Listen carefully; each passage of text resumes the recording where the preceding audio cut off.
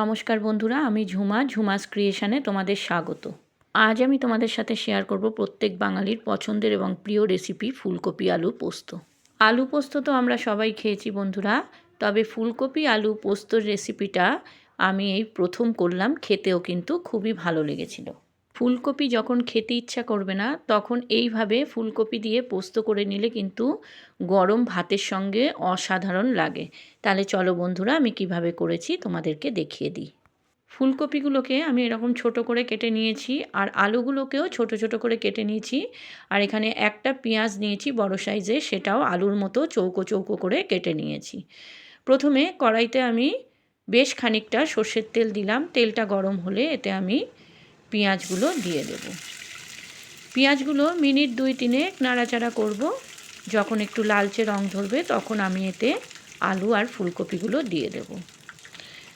একটু তেলের পরিমাণটা বেশি দিতে হবে, যেহেতু পোস্ততে একটু তেলটা বেশি লাগে। পেঁয়াজগুলো 2-3 মিনিট মতো নাড়াচাড়া করলাম, একটু লালচে রং ধরেছে। এবার আমি এতে আলুগুলো আর ফুলকপিগুলো দিয়ে দেব। আলু আর ফুলকপিগুলো দিয়ে আমি এতে 1 চামচ নুন দেব, আর দেব 1/2 চামচ হলুদ। হলুদটা না দিলেও চলে, পোস্ততে অনেকে হলুদ দেয় না, কিন্তু আমি একটু হলুদ দিই।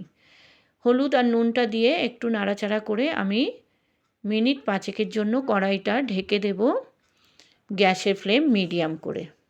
এদিকে আমি পোস্তটা বেটে নেব। এখানে 50 গ্রাম পোস্ত আছে আর 5টা কাঁচা লঙ্কা। এই কাঁচা লঙ্কা আর পোস্তটা আমি মিক্সার গ্রাইন্ডারে পেস্ট করে নেব। 5 মিনিট পর কড়াইয়ের ঢাকা খুলে দেখলাম ফুলকপিগুলো অনেকটাই নরম হয়ে কমে গেছে। এবারে আমি আর কড়াইটা ঢাকবো না, এবার ঢাকা ছাড়াই আমি ফুলকপি আলুটা ভেজে নেব। গ্যাসের ফ্লেম হাই করে আমি ফুলকপি আলুটা ভেজে নিচ্ছি। ফুলকপি আলুটা প্রায় ভাজা হয়ে গেছে, আর একটু ভেজে নিয়ে আমি এতে পোস্ত বাটাটা দিয়ে দেব। পোস্ত বাটাটা দিয়ে মিক্সির বাটিটা ধুয়েও জলটা দিয়ে দেব। তারপর এটা অনবরত নাড়তে হবে, নইলে তলায় লেগে যেতে পারে। ভালো করে এটা নেড়ে নিতে হবে। এই সময় থাকবে গ্যাসের ফ্লেম মিডিয়ামে। দিলাম 1 চামচ নুন, 1/2 চামচ লঙ্কার গুঁড়ো আর 1 চামচ চিনি।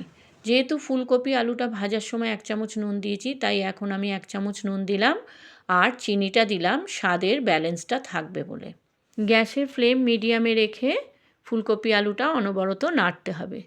আমার এই রেসিপিটা যদি তোমাদের ভালো লাগে বন্ধুরা, আমার চ্যানেলটাকে সাবস্ক্রাইব করে দিও, লাইক কমেন্ট শেয়ার করো, আর পাশে থাকা বেল আইকনটা প্রেস করে দিও, যাতে আমার ভিডিও আপলোড হওয়ার সাথে সাথে তোমাদের কাছে নোটিফিকেশান পৌঁছে যায়। আর পুরনো বন্ধুদের আমার অনেক ভালোবাসা আমার পাশে থাকার জন্য। যারা আমার চ্যানেলে নতুন এই রেসিপিটা দেখছো তাদের কাছে আমার অনুরোধ, আমার চ্যানেলটাকে সাবস্ক্রাইব করে আমার পাশে থেকে যেও প্লিজ। আমিও কথা দিচ্ছি তোমাদের পাশে থাকবো। ফুলকপি আলুটা ভাজা হয়ে গেছে। এবার এর ওপর দিয়ে আমি সামান্য একটু সর্ষের তেল দিয়ে দিলাম। পোস্ততে একটু কাঁচা তেলের গন্ধ থাকলে কিন্তু খেতে ভালোই লাগে। ফুলকপি আলু পোস্ত প্রায় রেডি হয়ে গেছে।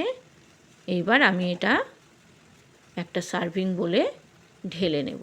নতুন পুরনো কাছের দূরে সব বন্ধুদের আমার অন্তর থেকে ভালোবাসা জানাই, কারণ তোমরা না থাকলে আমি কিন্তু এত দূর এগোতে পারতাম না। তাই আমার আন্তরিক ভালোবাসা তোমাদের প্রতি। দেখো বন্ধুরা, ফুলকপি আলু পোস্ত কেমন হয়েছে তোমরা কিন্তু কমেন্টে অবশ্যই জানিও। তোমরা যারা ফেসবুক থেকে আমার এই রেসিপিটা দেখছো, আমার ফেসবুক পেজটাকে ফলো করে দিও। আর যারা ইউটিউব থেকে দেখছো, আমার ইউটিউব চ্যানেলটাকে সাবস্ক্রাইব করে আমার পাশে থেকে যেও প্লিজ। তোমরা ভালো থেকো, সুস্থ থেকো, এইভাবে সবাই সবার পাশে থেকো। আজকের মতো আমি চলি বন্ধুরা, আবার আসবো অন্য দিন অন্য কোনো রেসিপি নিয়ে। ধন্যবাদ বন্ধুরা।